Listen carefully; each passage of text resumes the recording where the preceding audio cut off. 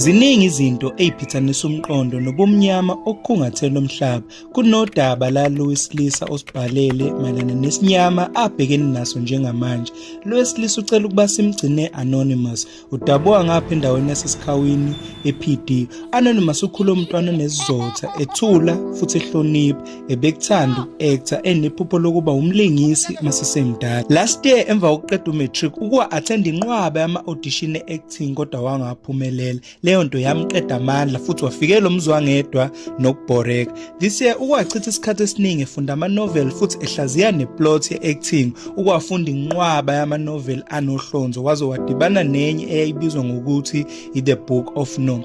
Le novel yayibase kakhulu emlandweni weBhayibheli kune-angel eyayibizwa ngokuthiwa uLucifer. Le ngelosi yayinkulu futhi inamandla, isondelene kakhulu noJehova futhi nezinye ingilosi zayikhothama ngaphansi kwayo. One day le ngelosi ike yaya emhlabeni ngaphandle kwemvumo kaJehova njengoba kwakuuNkulunkulu kuphela owayebusa emhlabeni nasemazulwini. UJehova ukwayibuza le ngelosi ukuthi iphumaphi. Ike yaphendula ngokwedelela yathi iphuma ekuzulazuleni komhlaba. UJehova ukwayikhumbuza ngomyalelo wakhe nqangi. Le ngelosi yavuka ngolaka yabiza uJehova ngoNkulunkulu ononya ofuna ukubusa emhlabeni nasemazulwini. uJehova wayixosha le ngelosi emazulwini yawela emhlabeni kanye nezingilosi zayo ezaziyeseka, wangayiphuca amandla ayo. Emazulwini kwaba nendumezulu enkulu yokubungaza kokuxoshwa kwale ngelosi kodwa bawuzwela umhlaba baze bathi maye ngomhlaba ngoba uSathane uwele kuwo. Njengoba le ngelosi yaphenduka uSathane emva kokuxoshwa ezulwini, yona nezingilosi zayo mbumbulu bazulazula emhlabeni. Ngesikhathi sikaNoah indoda eyithembekile kuJehova, lezi zingilosi ezimbi njengoba zayizulazula emhlabeni zaheha abesifazane ababebahle ngokweqile. Ngesikhathi sikaNoah lezi zingilosi zashintsha zaba sesimeni sokuba ngabantu futhi zashada nalabo besifazane. Ngokuhamba kwesikhathi lezi zingilosi ezazenza abantu kanye nabesifazane bazala izingane ezazizinde ngokweqile futhi zakhula zaba nodlame. Lenzalo yayibizwa ngamaNephil, imdondoshiya. Kwagcwala ububha nodlame emhlabeni. uNkulunkulu watshela uNoah ukuthi akakhande umkhumbi elekelelwa abantu njengoba lo mhlaba ogcwele ububi uzowubhubhisa ngozamcolo. uNoah wakumemezela lokho ukuthi abakhande umkhumbi njengoba uzamcolo wawuza uzona 40 days and 40 nights. Abantu abazange bekholwa, kunalokho babemhleka bethi ukhona umkhumbi ongavela ukhandwe obala mase sikholelwa ukuthi kuzogcwala amanzi untando. Abantu abakholwanga. uNoah kanye nomndeni wakhe nencusana baqhubeka bakha lo mkhumbi futhi bawubopha ngeinsika ezayiqinile. uNoah wanika umyalelo ukuthi mayiqeda ukwakha lo mkhumbi akafake uhlobo lwezilwane thizeni ezayilinganisela.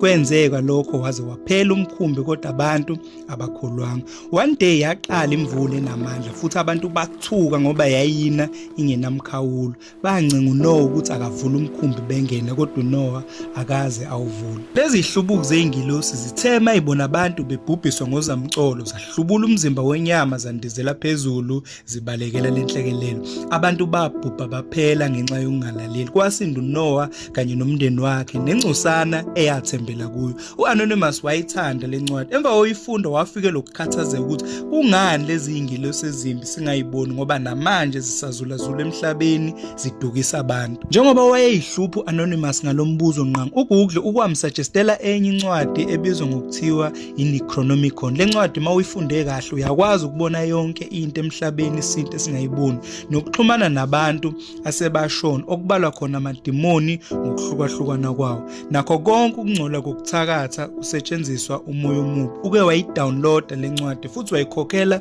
$250 okwenza $4,101.83 ngokwecurrency yase-South Africa. Uthe mayivula le ncwadi wabona i-warning ethi make sure you are spiritual fit. Ipage elilandelayo lathi lona you are about to embark on the dark journey. Uthe mayivula elinye ipage yathi welcome to the new world. Uke wayiqala le ncwadi wayifunda waze wafika kwenye topic ethi the life begins. Le topic yayiveza ukuthi if ufuna ukubona yonke imoya emibi ephila la emhlabeni ngamehlo, kumele uvuke eyintathakusa uyolwandle ubase umlilo duze nomsebe wolwandle, uthole ikhanda lenja, impepho kanye namakhandlela anhlobonhlobo. Ugcobe izimbici zenja emehlweni ukhothe negazi lenja. Le ncwadi ke yaphinde yamvezela enye imithelo yokwenza umuntu abe umkhovu nokwenza umlingo. Ukwayifunda le ncwadi wathola ulwazi oluningi lokuthakatha waze wayiqeda. Uthe mayiqeda le ncwadi wanquma ikhanda lenja, wathenga amakhandlela anhlobonhlobo. Eyintatha wayolwandle, wavuka wabasa umlilo, wakhotha igazi lenja, wagcoba nalezi imbici zenja emehlweni akhe. Washo lo mthandazo osencwadini.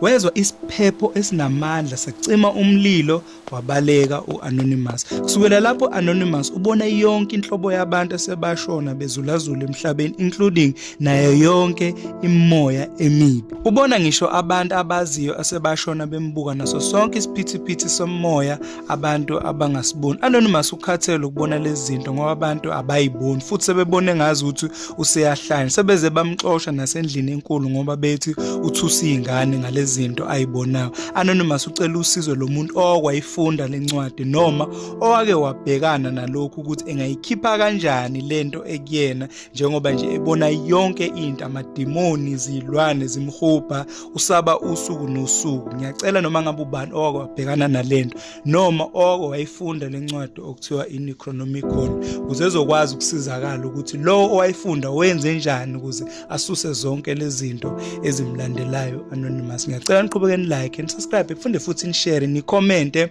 nimbonise kuma-comment ukuthi engenze njani ukuze abe free nayo kule mpilo ayiphilayo njengamanje, ngoba usephila njengomuntu ongathi uyahlanya futhi ohlezi evaleleke endaweni eyodwa usaba ngisho ukuhamba.